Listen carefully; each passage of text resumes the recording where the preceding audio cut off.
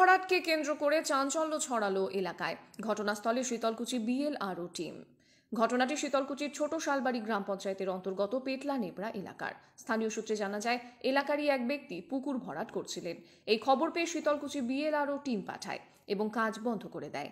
এই বিষয়ে ওই জমির মালিক জানান, তার বাড়ি করার সেরকম জায়গা নেই। অনেক কষ্টে ওই জায়গাটি তিনি কিনেছেন বাড়ি করবেন বলে, তাই তিনি ভরাট করছিলেন।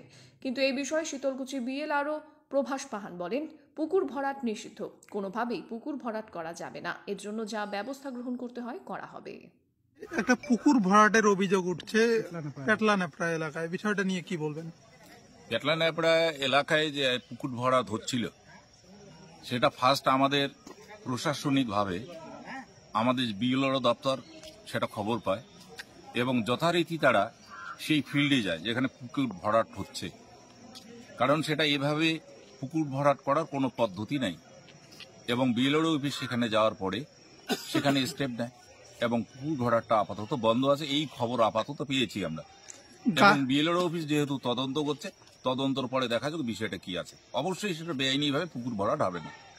গাড়ির মালিক আছে যিনি দাবি করছেন যে বিএলআরও অফিসে তিনি পয়সা দিয়ে এই পুকুর ভরাট করছেন, এই বিষয়টা কি বলবেন? এটা তার মৌখিক কথা হতে পারে। তাহলে বিএলআরও অফিসকে যদি পয়সাই দিয়ে থাকে, তাহলে বিএলআরও অফিস গিয়ে সেখানে স্টেপটা নেবে কেন? প্রশাসনিক স্টেপ সাংবাদিকদের উপর চড়াও হয় ওরা বেআইনি ভাবে।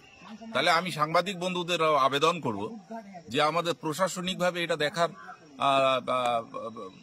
এখতিয়ার আছে, সেটা আমাদের পুলিশ প্রশাসনে, বিষয়টা তাদের পুলিশ প্রশাসনে জানা দরকার। এবং তখন বিএলআরও অফিস যেহেতু এখানে তদন্ত আছে, পুলিশও তো তদন্ত করবে যে সাংবাদিকরা সেখানে নিগৃহীত হয়েছে কিনা।